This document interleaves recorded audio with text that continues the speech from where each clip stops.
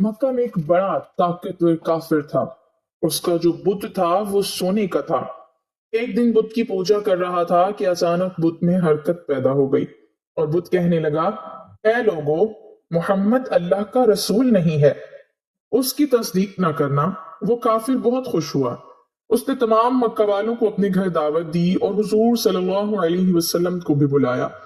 जब मोहम्मद सल्लल्लाहु अलैहि वसल्लम बुत के सामने तशरीफ लाए तो अचानक से बुत को बिस्मिल्लाहिर्रहमानिर्रहीम। हिंदुस्तान में सोमनाथ का मंदिर पूरे हिंदुस्तान के लोगों का मरकज था। यहाँ पर मीलों सफर तय करके लोग आया करते थे। यहाँ पर सोने के बने हुए बुत और मूर्तियां भी नस्ब की हुई थीं। और इस मंदिर की खास बात मूर्ति का एक खास जादू था, जिसकी वजह से बड़े बड़े लोग उसकी तरफ मुतवज्जे होते थे कि सिख और ईसाई भी अपना मजहब बदल लिया करते थे। और सोमनाथ का मंदिर देखकर लोग हिंदू मत को कबूल कर लेते। वो ख्वाह अपने मजहब पर कितने ही पक्के हों, मंजर को देखकर सजदे में गिर पड़ते कि इसके अंदर इतना बड़ा करिश्मा और ऐसा गैर फितरी निशान था कि इंसान हैरान रह जाता। उसमें एक ऐसा बड़ा बुत था जो बगैर किसी सहारे की हवा में मुअल्लिक था। वो ना छत के साथ लगा हुआ था और ना जमीन पर पड़ा हुआ था। एक अजीबो गरीब कैफियत के साथ हवा में लटका रहता। लोग जब वहां पर आते तो उसको देखकर हैरान जदा हो जाते। फिर हिंदू पंडित खूब कमाई किया करते थे कि इस खास बुत के लिए पैसे दो और हीरे जवाहरात इस पर चढ़ाओ तो तुम्हारी तमाम मुश्किलात हल हो जाएंगी, तुम्हारे मसाइल खत्म हो जाएंगे। ये एक बहुत बड़ा देव हैकल बुत था जिसका पेट बहुत बड़ा था। उसके मुंह के जरिए से हीरे जवाहरात उसके पेट में डाले जाते थे। फिर जब मंदिर खाली हो जाता तो 2 या 3 हफ्तों के बाद उस मूर्ति के पीछे कमर का रास्ता खुला था, जिसको खोलकर उससे सोना चांदी के जेवरात को निकाल लिया जाता था। मगर लोग यही समझते थे कि हमारे दिए हुए खजाने भगवान के पास पहुंच जाते हैं और इसके बदले भगवान हमारे मसाइल को हल कर देते हैं।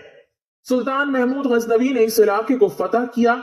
जब वो अपने मफ्तूहा इलाके में से उस मंदिर में पहुंचे तो बिला झिझक बुतों को पाश पाश करना शुरू कर दिया। बड़ी बड़ी कुल्हाड़ियों से बुत को गिराया जा रहा था और सुल्तान महमूद गजनवी भी तलवार से बुतों पर वार कर रहे थे। अभी आधा मंदिर ही बुतों से पाक हुआ था कि बाकियों को दूसरे दिन पर छोड़ दिया गया। दूसरे दिन तमाम हिंदुस्तान के बड़े बड़े पुजारी और पंडित मिलकर सुल्तान महमूद गजनवी के पास हाजिर हुए और बड़े इत्तेहाद के साथ दरख्वास्त पेश करते हुए कहा कि बेशक अब आप इस इलाके पर कब्जा रखें, मगर हमारे इस बुत को मत तोड़िए। इसके बदले हम आपको पूरे हिंदुस्तान की दौलत देने पर आमादा हैं। सुल्तान महमूद गजनवी का एक वजीर आपके करीब आया और कहने लगा, ये पेशकश बहुत बड़ी है क्योंकि हमने बहुत सारे बुतों को तोड़ दिया है। सिर्फ एक बुत को छोड़ देने में कोई हर्ज नहीं। आप इस पर जरूर गौर कीजिए क्योंकि जो मालो दौलत आपको मिलेगा उससे हमारे दीन इस्लाम की हुकूमत बहुत आसानी से मुस्तहकिम हो जाएगी। सुल्तान महमूद गजनवी ने इन हिंदू पंडितों को कोई जवाब ना दिया। दूसरे दिन अपने साथ माहिर तबीयत यानी माहिर साइंसदान अल बैरूनी को लेकर मंदिर में पहुंचे क्योंकि आप इस मामले को हल करना चाहते थे। जब आप वहां तशरीफ ले गए तो बुत को चारों तरफ से घूम कर देखा। कोई पथरी चीज या कोई भारी चीज या कोई मामूली सा सहारा भी नजर ना आया जिस पर बुत को ठहराया गया हो या जिसके जरिए से बुत को हवा में लटकाया गया हो। सुल्तान महमूद गजनवी बहुत हैरान हुए और अल बैरूनी के जिम्मे लगाया कि आप इसका मुआयना करें और इसकी वजह ढूंढें कि इस बुत को हवा में किस तरह ठहराया गया है। अजीबो गरीब समा बन चुका था। बहुत सारे वजीर और सुल्तान महमूद गजनवी भी वहां बैठकर देख रहे थे कि आखिर इसकी वजह क्या हो सकती है। अल बैरूनी भी पक्के सच्चे मुसलमान थे। उन्होंने बड़े गौर व खौफ से बुत को देखना शुरू किया। करीब जाकर बुत को छू कर भी देखा और चारों तरफ से बगौर देखते भी रहे। आखिरकार उनकी समझ में ये राज आ गया और वो बड़ी फातिहाना मुस्कुराहट लेकर बादशाह के सामने हाजिर हुए और बड़े ही अदब से अर्ज किया, हुजूर, इस बुत के दाएं जानिब दीवार के ऊपर वाली ईंटें अगर निकाल दी जाएं तो आपके सामने इसका मामला हल हो जाएगा। सुल्तान जो काफी देर से तहकीक होते हुए देख रहा था वो गहरी सोच में पड़ गया और अपने एक वजीर को हुक्म दिया कि जिन ईंटों की तरफ अल बैरूनी ने इशारा किया है वो फौरन निकाल दी जाएं। جب وہ اینٹیں نکلی تو بت کا راز فاش ہو گیا، کیونکہ دائیں طرف والی دیوار سے اینٹیں نکالی گئیں تو وہ دائیں جانب سے زمین کی طرف جھک گیا۔ ابھی وہ زمین پر گرا نہیں تھا، مگر اس کی ایک سائڈ بالکل نیچے کی طرف جھک گئی۔ یہ چیز پہلے سے بھی زیادہ حیران کن تھی۔ اینٹوں کا بت سے کیا تعلق ہے؟ سلطان محمود غزنوی نے البیرونی کو بلا کر پوچھا کہ اس بات پر سے ذرا پردہ اٹھائیں اور بتائیے کہ اب تحقیق کی گہرائی تک کیسے پہنچیں۔ البیرونی نے بتایا کہ حضور در حقیقت یہ سارا بت بہت اعلیٰ قسم کے لوہے کا بنا ہوا ہے۔ یہ ایسا بت ہے جو مقناطیس کی طرف خوب کھینچتا ہے، پھر اس کے وزن کے عین مطابق مقناطیس کو دیوار کی اینٹوں کے اندر خوب بھر دیا گیا ہے، یعنی اینٹوں کے اندر مٹی کی بجائے مقناطیس رکھ دیا گیا ہے۔ یہ مقناطیس بھی اتنے اعلیٰ قسم کے ہیں کہ یہ پوری طرح اس مورتی کو اپنی طرف کھینچتے رہتے ہیں، اور اتنے زور سے کھینچتے رہتے ہیں کہ یہ اپنی جگہ سے حرکت بھی نہیں کرتے۔ بلکہ انہوں نے بتلایا کہ اس مندر کے اندر ہوا کی آمد و رفت بھی اس طریقے سے ترتیب دی گئی ہے کہ وہ بت کو اوپر کی طرف اٹھائی رکھتی ہیں۔ اس تحقیق سے معلوم ہو گیا کہ وہ کون سی ٹیکنیک تھی جس کے ذریعے جادو دکھا کر ہندوستان کے ہزاروں لوگوں کو گمراہ کیا گیا اور ان کو باطل کی گہرائیوں میں ڈال دیا گیا۔ سلطان محمود غزنوی نے اس بت کو توڑ دینے کا حکم دیا اور بڑے بڑے طاقتور سپاہیوں کا ذمہ لگایا کہ وہ اپنی پوری قوت کے ساتھ اس بت کو ٹکڑے ٹکڑے کر دیں، حتیٰ کہ اس کا نام و نشان بھی ختم ہو جائے۔ رسول اللہ صلی اللہ علیہ وسلم کے بعثت کے وقت جب جنات کو آسمانی خبریں سننے سے روک دیا گیا تو آپ کی نبوت و بعثت کے بعد جو جن آسمانی خبریں سننے کے لیے اوپر جاتا تو اس پر شباب کا ساکی پھینک کر دفع کر دیا جانے لگا۔ جنات کا تذکرہ ہوا کہ اس کا سبب معلوم کرنا چاہیے کہ کون سا نیا واقعہ دنیا میں ہوا ہے جس کی وجہ سے جنات کو آسمانی خبروں سے روک دیا گیا۔ جنات کے مختلف گروہ دنیا کے مختلف خطوں میں اس طرح کی تحقیق کے لیے پھیل گئے۔ ان کا ایک گروہ حجاز کی طرف بھی پہنچا۔ اس روز حضرت صلی اللہ علیہ وسلم اپنے چند صحابہ کے ساتھ مقام بطن نخلہ میں تشریف فرما تھے اور سوق و عکاظ کی طرف جانے کا قصد تھا۔ عرب کے لوگ تجارتی اور معاشرتی امور کے لیے مختلف مقامات پر خاص ایام میں بازار لگاتے تھے، جس میں ہر خطے کے لوگ جمع ہوتے، دکانیں لگاتے اور اجتماعات اور جلسے ہوتے تھے۔ جیسے ہمارے زمانے میں اسی طرح کی نمائشیں جا بجا ہوتی ہیں۔ انہیں میں سے ایک بازار مقام عکاظ میں لگتا تھا۔ رسول اللہ صلی اللہ علیہ وسلم غالباً دعوت و تبلیغ اسلام کے لیے تشریف لے جا رہے تھے۔ اس مقام بطن نخلہ میں آپ صلی اللہ علیہ وسلم صبح کی نماز پڑھا رہے تھے کہ وہ جنات یہاں پہنچے۔ قرآن سن کر کہنے لگے کہ بس وہ نئی بات یہی ہے جو ہمارے اور آسمانی خبروں کے درمیان حائل ہوئی ہے۔ اور ایک روایت میں ہے کہ وہ جنات جب یہاں آئے تو باہم کہنے لگے کہ خاموش ہو کر قرآن سنو۔ جب آپ نماز سے فارغ ہوئے تو اسلام کی حقانیت پر یقین و ایمان لا کر اپنی قوم کے پاس واپس آ گئے اور ان کو اس واقعے کے اصلی سبب کی اور اس کی خبر دی کہ ہم مسلمان ہو گئے، تم کو بھی چاہیے کہ ایمان لے آؤ۔ مگر رسول اللہ صلی اللہ علیہ وسلم کو ان جنات کے آنے جانے اور قرآن سن کر ایمان لے آنے کی خبر نہیں ہوئی، یہاں تک کہ وہ سورہ جن کا نزول ہوا جس میں آپ کو اس واقعے کی خبر دی گئی۔ اور ایک روایت میں ہے کہ یہ جنات مقام نسبین کے رہنے والے تھے اور کل 9 تھے۔ جب انہوں نے اپنے قوم کو یہ خبر سنائی اور ایمان لانے کی ترغیب دی تو پھر ان میں سے 300 اشخاص اسلام لانے کے لیے حاضر خدمت ہوئے۔ جب تک نبی کریم صلی اللہ علیہ وسلم نے اپنی نبوت اور رسالت کا اعلان نہیں کیا تھا، اس وقت آپ صلی اللہ علیہ وسلم مکہ میں ایک عقل مند و دانشور، صادق و امین اور اچھے انسان سے جانے جاتے تھے۔ جب آپ صلی اللہ علیہ وسلم نے اپنی نبوت کا اعلان کیا تو لوگوں نے آپ صلی اللہ علیہ وسلم کو جادوگر اور بہت سی غلط الفاظ سے مشہور کرنے کی کوشش کی تاکہ لوگ آپ صلی اللہ علیہ وسلم کے قریب نہ آئیں اور آپ صلی اللہ علیہ وسلم کی باتیں نہ سنیں۔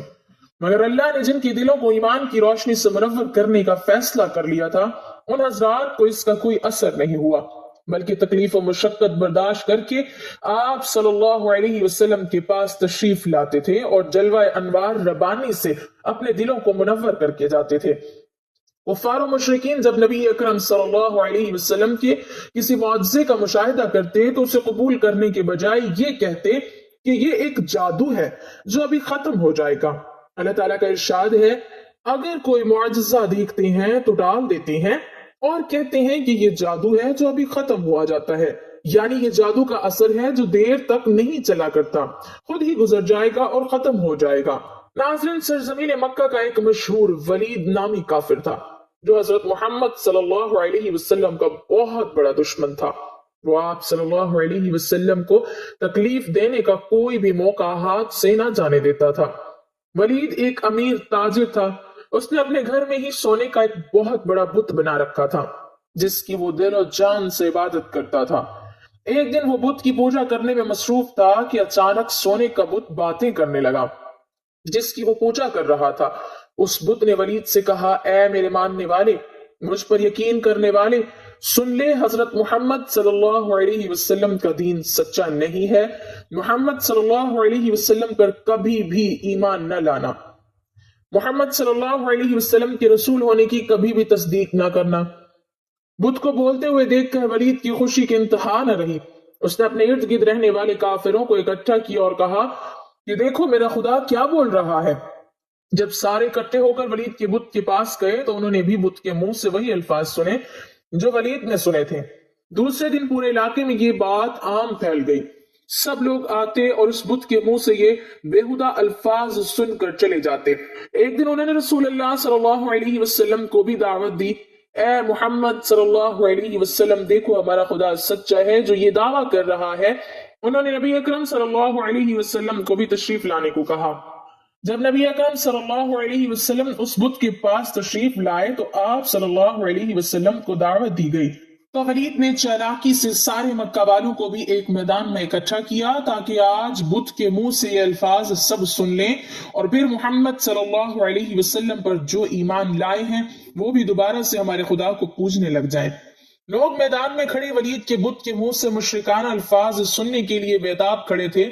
جب بت نے رسول اکرم صلی اللہ علیہ وسلم کو دیکھا تو اس نے نبی اکرم صلی اللہ علیہ وسلم کی طرف اشارہ کرتے ہوئے کہا، اے لوگو، یہ حضرت محمد صلی اللہ علیہ وسلم ہیں، یہ اللہ پاک کے آخری نبی ہیں، ان کا دین سچا ہے، قرآن پاک اللہ کی آخری کتاب ہے۔ میری ان باتوں سے کبھی بھی انکار مت ہونا۔ اگر تم ان باتوں سے انکاری ہو گئے تو تمہارے لیے اللہ نے جہنم میں سخت عذاب تیار کر رکھا ہے۔ اگر تم دنیا اور آخرت میں کامیاب ہونا چاہتے ہو تو نبی اکرم صلی اللہ علیہ وسلم کے دین پر ایمان لے آؤ۔ خدا اس کے نبی کو راضی کر لو گے تو تم دنیا اور آخرت میں کامیاب ٹھہرو گے۔ اے کافرو، بتوں پر یقین کرنے والو، تمہارے سارے بت تم کو گمراہ کر رہے ہیں۔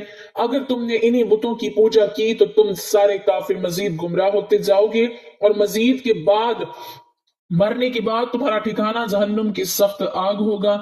جب ولید نے اپنے بت کے منہ سے یہ الفاظ سنے تو اس نے شرم کے مارے سر جھکا لیا۔ ولید کو اپنے بت پر اتنا غصہ آیا کہ اس نے غصے میں آ کر بت کے ٹکڑے ٹکڑے کر دیے۔ حضور اکرم صلی اللہ علیہ وسلم اس میدان سے واپس جا رہے تھے کہ نبی اکرم صلی اللہ علیہ وسلم کی نظر ایک گھڑ سوار پر پڑی جو بڑی تیزی کے ساتھ ہاتھ میں خون سے تر تلوار لیے نبی اکرم صلی اللہ علیہ وسلم کی طرف بڑھ رہا تھا۔ جب وہ نبی اکرم صلی اللہ علیہ وسلم کے پاس آیا تو اس نے آپ صلی اللہ علیہ وسلم کو سلام کیا۔ پیارے آقا صلی اللہ علیہ وسلم نے سلام کا جواب دیا اور دریافت کیا کہ تم کون ہو؟ اس شخص نے جواب دیا، اے محمد صلی اللہ علیہ وسلم، میں ایک مسلمان جن ہوں، میں آپ پر یقین رکھتا ہوں، مجھے معین بن الابر کے نام سے پکارا جاتا ہے، میں جبل طور میں رہائش پذیر ہوں، میں کسی کام کے لیے دوسرے علاقے میں گیا ہوا تھا، میں آج کافی دنوں کے بعد گھر واپس آیا ہوں۔ تو میں نے دیکھا کہ میرے گھر والے کافی اداس بیٹھے رو رہے تھے۔ میں نے ان سب سے رونے کی وجہ دریافت کی تو انہوں نے جواب دیا کہ ایک شیطان ولید کافر کے بت میں حاضر ہوا ہے اور اس نے نبی اکرم صلی اللہ علیہ وسلم کے بارے میں بےہودہ الفاظ کہے۔ وہ شیطان آج پھر اس بت میں حاضر ہونے کے لیے آ رہا ہے جو کہ نبی اکرم صلی اللہ علیہ وسلم کے بارے میں نعوذ باللہ غلط الفاظ بولنے والا ہے۔ جب میں نے گھر والوں سے یہ الفاظ سنے تو مجھ سے برداشت نہیں ہوا، میں نے اس شیطان کو راستے میں ہی روک کر قتل کر دیا ہے اور اس بت میں داخل ہو کر آپ صلی اللہ علیہ وسلم کے سچے نبی ہونے کی گواہی دی ہے۔ اب جو کچھ بولا گیا تھا یہ میں نے ہی بولا تھا۔ مسلمان جن کی یہ بات سن کر حضور اکرم صلی اللہ علیہ وسلم بہت خوش ہوئے اور اس جن کے لیے اللہ پاک سے مغفرت کی دعا کی۔ حضرت ابو ذر غفاری رضی اللہ تعالیٰ عنہ اپنے بھائی انیس کی زیارت مکہ میں اور اللہ کے رسول صلی اللہ علیہ وسلم سے ملاقات کی کہانی بیان کرتے ہوئے فرماتے ہیں، کہ میں نے انیس سے پوچھا تم نے مکہ میں کیا کیا؟ انہوں نے جواب دیا کہ میں نے مکہ میں ایک ایسے شخص محمد صلی اللہ علیہ وسلم سے ملاقات کی جو تمہارے دین پر ہے، اسے اس بات کا یقین ہے کہ اللہ نے اسے رسول بنا کر بھیجا ہے۔ میں نے پوچھا ان کے بارے میں لوگوں کا کیا خیال ہے؟ انہوں نے فرمایا کہ لوگ کہتے ہیں کہ وہ شاعر، کاہن اور ساحر ہے، جبکہ انیس خود ایک شاعر تھے۔ انیس نے کہا میں نے کاہنوں کی بات سنی ہے مگر اس کا کلام کاہنوں کی بات جیسا نہیں ہے۔ میں نے ان کے کلام کو شعر کے بحروں پر رکھا ہے تو وہ کسی کی زبان پر میں بات نہیں جڑے گا شعر کی طرح۔ خدا کی قسم وہ سچا ہے اور لوگ جھوٹے ہیں۔ نبی اکرم صلی اللہ علیہ وسلم جیسا قابل اللائق انسان جس نے کبھی کسی غیر مناسب کام کا ارتکاب نہیں کیا، لوگوں کے ساتھ شب و شتم سے بات نہیں کی اور کسی بڑے اور چھوٹے کے احترام میں کوئی کسر نہیں اٹھا رکھی، مگر اعلان نبوت کی بات کفار نے انہیں مجنون و دیوانہ کہنا شروع کر دیا۔ حقیقت یہ ہے کہ جس نے اس عظیم معلم انسانیت، رہبر رشد و ہدایت اور عقل و دانش کے مینار کو مجنون و دیوانہ کہا، وہ خود مجنون، پاگل، دیوانے، معاند و مستعب اور سرکش و ہٹ دھرم تھے۔ روایت میں ہے کہ زماد رضی اللہ تعالیٰ عنہ مکہ مکرمہ آئے، ان کا تعلق قبیلہ از شنو سے تھا، وہ جنوں اور آسیب وغیرہ کا جھاڑ پھونک کرتے تھے۔ انہوں نے مکہ کے چند بے وقوفوں کو یہ کہتے ہوئے سنا کہ محمد صلی اللہ علیہ وسلم مجنون ہیں، تو انہوں نے کہا کہ میں اس شخص کو دیکھوں، شاید اللہ ان کو میرے ہاتھ سے شفا عطا فرمائے۔ وہ فرماتے ہیں کہ انہوں نے ان سے ملاقات کی اور کہا اے محمد صلی اللہ علیہ وسلم، میں جنوں کو جھاڑتا ہوں اور اللہ تعالیٰ میرے ہاتھ سے جس کو چاہتا ہے شفا دیتا ہے، تو کیا آپ صلی اللہ علیہ وسلم کی خواہش ہے کہ آپ جھڑوائیں؟ پھر اللہ کے رسول صلی اللہ علیہ وسلم نے فرمایا سب تعریفیں اللہ کے لیے ہیں، ہم اسی ذات کی تعریف میں رتب اللسان ہیں اور اسی سے مدد طلب کرتے ہیں۔ جسے اللہ ہدایت دے اسے کوئی گمراہ نہیں کر سکتا اور جسے اللہ گمراہ کر دے اسے کوئی ہدایت نہیں دے سکتا۔ میں شہادت دیتا ہوں کہ اللہ کے سوا کوئی معبود نہیں، وہ یکتا ہے اور اس کا کوئی سانجھی نہیں، اور محمد اس کے بندے اور رسول ہیں۔ اب ہم دو شہادتین کے بعد جو چاہو کہو۔ وہ فرماتے ہیں کہ انہوں نے کہا کہ آپ صلی اللہ علیہ وسلم اپنے ان کلمات کو پھر سے کہیں۔ چنانچہ رسول اللہ صلی اللہ علیہ وسلم نے ان کلمات کو 3 بار ان کے سامنے دہرایا۔ راوی کہتے ہیں کہ انہوں نے فرمایا میں نے کاہنوں کی باتیں، جادوگروں کے اقوال اور شعراء کے اشعار سنے ہیں، مگر میں نے آپ صلی اللہ علیہ وسلم کی ان کلمات کے مثل نہیں سنا۔ یہ کلمات تو دریائے بلاغت کی تہ تک پہنچ گئے ہیں۔ پھر زماد نے کہا اپنا ہاتھ لائیں، میں اسلام کی بیعت کرتا ہوں۔ وہ فرماتے ہیں کہ پھر انہوں نے بیعت کی۔ پھر اللہ کے رسول صلی اللہ علیہ وسلم نے فرمایا اور میں تمہاری قوم کی بھی بیعت لیتا ہوں۔ انہوں نے کہا ہاں میری قوم کی طرف سے بھی۔ اللہ کریم ہمیں برائیوں سے بچنے، نیک اعمال کرنے اور پیارے نبی صلی اللہ علیہ وسلم اور ان کی آل سے بے پناہ محبت عطا فرمائے، آمین۔ ناظرین کمنٹ باکس میں اللہ تعالیٰ کے 99 ناموں میں سے ایک نام ضرور ٹائپ کریں۔